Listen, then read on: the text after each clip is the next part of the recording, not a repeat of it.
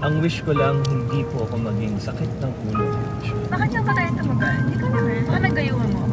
Okay guys, welcome back to my vlog. Pauwi na kami. Galing kaming baler. At naka-shades ako kasi hindi ako nakaya. So, panda ice cream. So ito na nga, since pauwi kami, it's gonna be a 6-hour drive. So mag-chikahan tayo ng 6 hour? Oo, chikahan tayo ng 6 hours. Meron ako mga kinuhang questions sa ating mga friends sa Facebook para masaya ang road trip namin pabalik ng Manila. So mag-question and answer portion kami. Sana magustuhan yon. Sana kami malaman tayong hindi ko pala alam, di ba? Alam mo ito, nabasa mo na. Nakalimutan ko na nga. Ako pumili ng questions pero hindi nakalimutan ko na kung ano. So, ano pang hinihintay natin? Let's go! First question.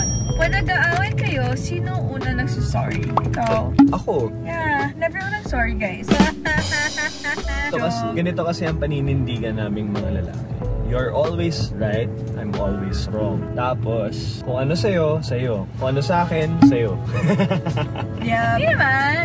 Hindi naman, joke lang yan. Pero dapat laging tama ang ating mga hindi naman women. Lagi ka lang talagang mali. Joke lang. Hindi, kasi lagi kang tama. Kasi talaga naman laging tama. Laki ng ngiti niya. Sana panindigan mo yan. Ang wish ko lang, hindi po ako maging sakit ng ulo. Next question. What's your secret for a long and lasting relationship? So, gaano tayo katagal, mahal? 2 years and February, March, April. 2 years and magto 2 months. 2 years and 2 months, di ba? March, April. So, February, March, April. So, ano bang secret natin, mahal? Lalo na ng pandemic, di ba?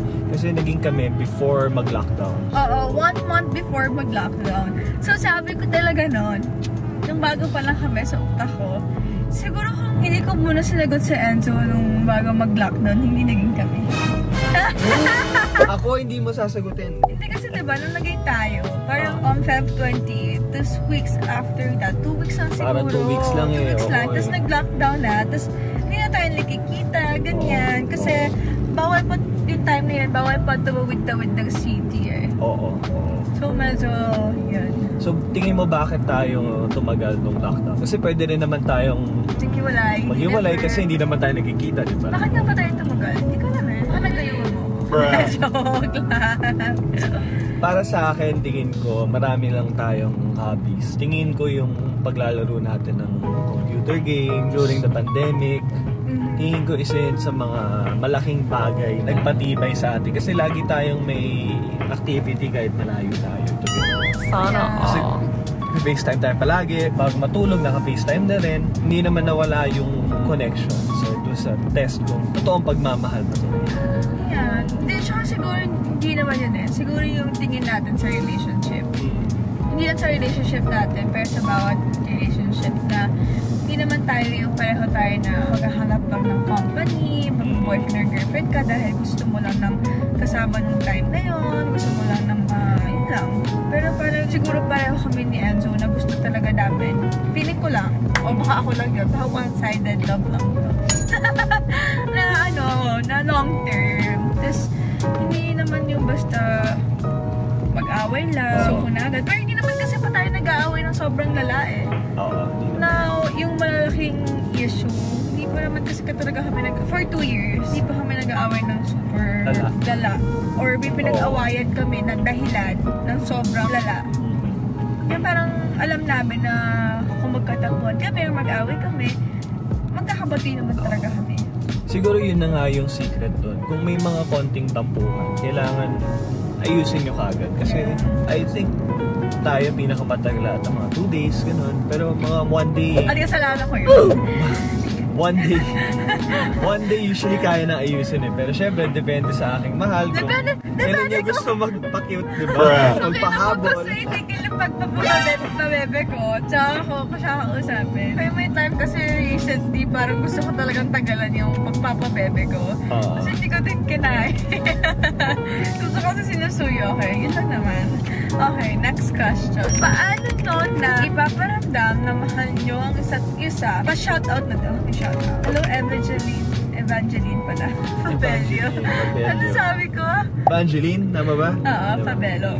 Ayun, paano nararamdaman na mahal nyo ang isa't isa? Paano ko nararamdaman na mahal mo? Ako, nung relationship natin, si Michelle kasi gusto niya lagi, of course in any other relationship, consistency. Mali pala yung question ko. Paano nyo ipaparamdam na mahal nyo isa't isa? Paano ipaparamdam? So, paano mo ipaparamdam sa akin? Paano ipaparamdam sa'yo? Ako siguro yung mga everyday na ginagawa ko para sa relationship. Pasakit ng ulo ko. Yung mga simpleng bagay naman na good morning, I love you, that's good night. Yun na yun! Papadala ng pagkain, mga small gestures. Tingin ko kasi yung mga everyday na ginagawa mo para sa taong mahal mo, yun yung importante. Hindi yung porket anniversary or Valentine's, Christmas, doon ka lang babawi. Diba? Dapat, yung mga malalaking something. Oo, dapat tuloy-tuloy yung pangliligaw. Yun na yun? Ikaw, anong gagawin mo para sa... Ganun ko lang magparamdam. Joke lang. Ikaw alam eh. Ang ano naman tong question na to? Joke lang. Paano mo ipapakita na mahal mo ko? Yun ang ibig sabihin. Parang same lang. Yung everyday, maliban sa mag-inarte ako at lagi ako magsungit sa'yo at malilit na bagay, gagawin kong big deal. Siguro, wala. Siguro isipin. Wala. Papahabol na ako. Wala akong masagot. Wala, papahabol na ako kay Enzo. Hindi naman. Grabe ko.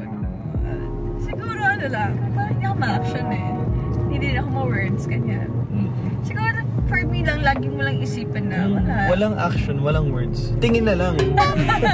Paano ko pa pinaparamdam sa'yo? Ikaw lang sumagot. Paano ko pinaparamdam sa'yo? Ako, para sa akin... Hindi ko, ang hirap magsalita for... Ang hirap magsalita para sa sarili ko kasi mamaya... Hindi mo naman yung ginagawa eh. Hindi naman sa parang nanay, pero lagi mo pinagsasabihan kung may mali ako or may mali akong ginagawa. Hindi lang sa'yo, pero... Siyempre sa ibang tao, di ba? Or may mga bagay na pwede akong mag-improve. Para sa akin, ibig sabihin, you care for the relationship, di ba? You want the person to be better. And since you're always right, so anong sinabi mo? Hindi naman. Tama. Ano pang ginagawa mo, Kuya Ate, pag nagtatampo si Ate Michelle or Kuya Enzo sa'yo? So, ang ginagawa mo sa akin pag nagtatampo? Susuyuin, magbibigay ng flowers, luluto ng pagkain. Papakainin na ako lagi, papakainin na ako, tapos papakainin na. Bibisitahin ka sa bahay, kahit hindi naman ako pwedeng pumasok ng bahay, pipilitin ko makapasok sa bahay. Text ko si Mami, Tita Marian, pwede makapasok. Or dadalhin ko yung aso ko, si Oscar, para may pang-alay ako na cute na aso. Dadalhin na si Oscar, para hindi ko siya pwedeng tanggihan kasi hindi ako makapag-say no kay Oscar. Ano ba? Mag-sorry na mag-sorry. Ayun, parang yun lang. Ikaw, mahal, pa nagtampo ako. Alam mo, hindi ko alam kung kailan ka nagtatampo eh. Kasi never pa ako nagtampo sa'yo kasi love kita. Boom!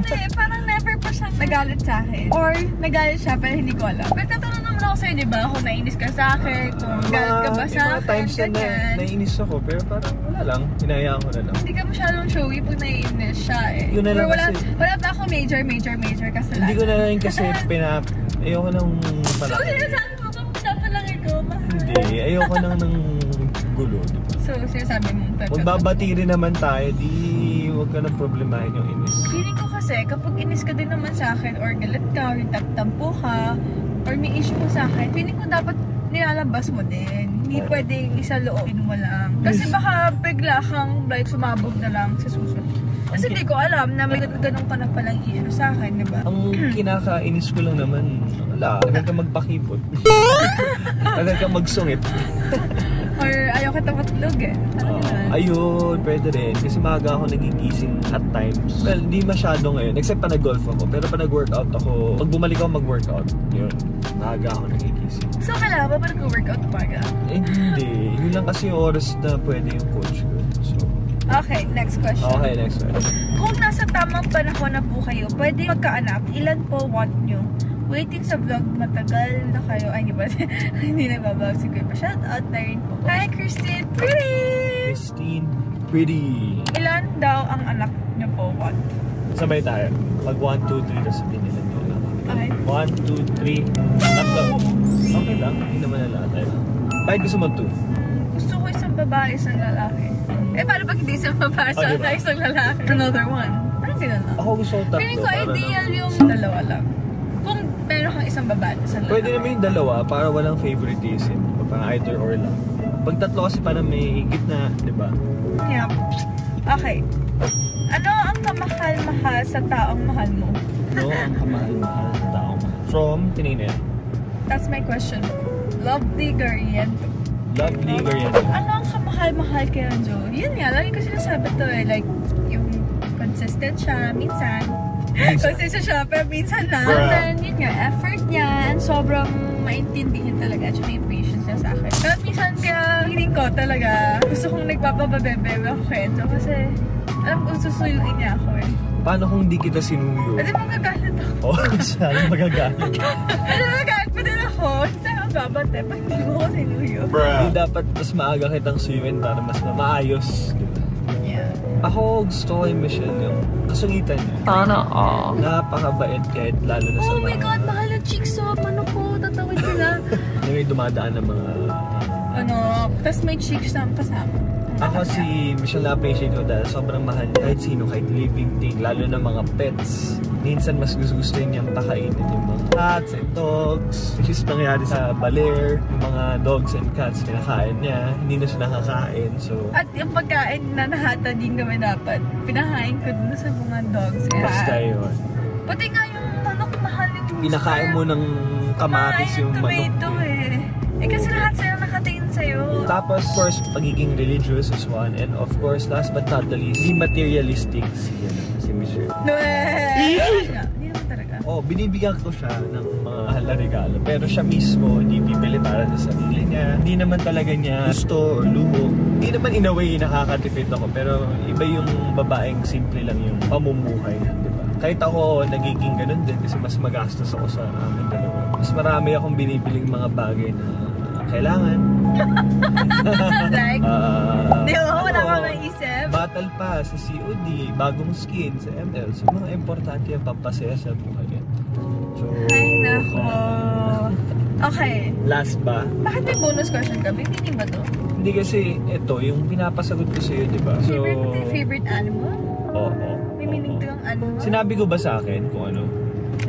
Oo, sinabi ko yung favorite color, pero yung favorite animal, hindi. Sige, start tayo sa color. Okay. So, eto guys, gawin nyo din to sa bahay. Isipin nyo yung favorite color nyo. Tapos, mag-isip kayo ng 3 reasons kung bakit nyo gusto yung color na yun. Ako, gusto ko black. Kasi, I guess para sa akin, malinis ang black. Tapos, may pagka-classy ang black. Yep. And last but not least, classy and at the same time, simple. I mean, it's one of the mga simple colors. Ikaw? White. White. Actually, pwede purple, pero kung one color lang, white. White. Kasi? First reason, nagbe-blend siya sa lahat. Parang kahit saan mo siya ilagay, or ano, okay yung white. Second, mukhang malinis, fresh, ganyan. And third, mukhang very babae. Ewan ko lang, or like social, and like classy, pag white. Okay, sige. Mamaya explain ko lahat to. Second, favorite animal. Ako muna. Alam ko na yung sa'yo. Ako, lion. Kasi matapang, loyal, and protective, loyal. O sige, okay na. Ayun, ikaw. Ako dog, syempre. First, mabait talaga sila. Like, but in general, kahit yung mga aspect, super nice sila. Second, malambing. Parang kaya pwede mo silang i-baby, pwede mo silang itabi matulog, ganyan. Nasa zigzag road na kami sa Baler. Kaya medyo Plus, third, yun, susunod sila sa'yo. Okay, sige. Dahil dyan, I'm sure nakapag-isip na kayo ng 3 reasons. Oo, kasi tagal natin sumunod. So, ang unang-una, yung color, ang ibig sabihin nun, the way you see life. So, kung black pinili ko, ang black life, my life is like, okay, una, nasabi ko malinis, classy, pero simple color siya. So, may pag ganun. So, that's how I see life. Malinis, classy, simple. Ikaw, white? Pure? Parang maliit. Yun nga, parang clean din yan. Clean. Malinis. Nagbe-blend sa lahat. So, ikaw yun. Nagbe-blend sa lahat. Parang classy. Wow, nagbe-blend ka sa lahat. Ay, hindi naman. I don't like. Nagbe-blend. Hindi nagbe-blend sa lahat. Ito, second, ito so yung last question natin, favorite animal. Favorite animal is kung ano gusto mo sa partner. So, ako, matapang, pwede na. Loyal. I think matapang naman ako, nasobrahan. Saka protective. I think totoo naman. At ikaw, sa aso, mabait, malambing, at sunod-sunuran. Sumusunod, hindi sunod-sunuran. But marunong sila lang sumunod. Sunod-sunuran pala. Hindi naman sunod-sunuran, marunong sumunod. Hindi naman sunod-sunuran ng dogs eh. But nakikinig sila, marunong silang sumunod. Anyway, yun na yun guys. That's it! That's Hot it. sit! Ba, gagaya ka!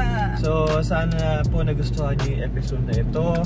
And watch out dahil si Michelle magkakaroon na ng vlog soon. So, nag-shoot na kami a few weeks ago. So, anytime, lalabas na siya ng sarili niyang vlog. So, I will be posting also her link below para ma-follow niyo na in advance dahil napakasaya po ng mga episodes na ginawa namin para sa mga first episodes ni Michelle. So, ingat guys. Thank you and God bless. God bless. Kung lalabas to ng Holy Week, have a blessed Holy Week. And don't forget na, hindi ko alam kung mauuna ba ito o hindi. Papalabas natin yung Baler food trip experience natin. So, I feel mauuna to kasi mas mabilis i-edit eh. So, gusto ko hindi na-discuss mo. Ayan. Abangan nyo lang guys. Ingat! Bye! Ingat!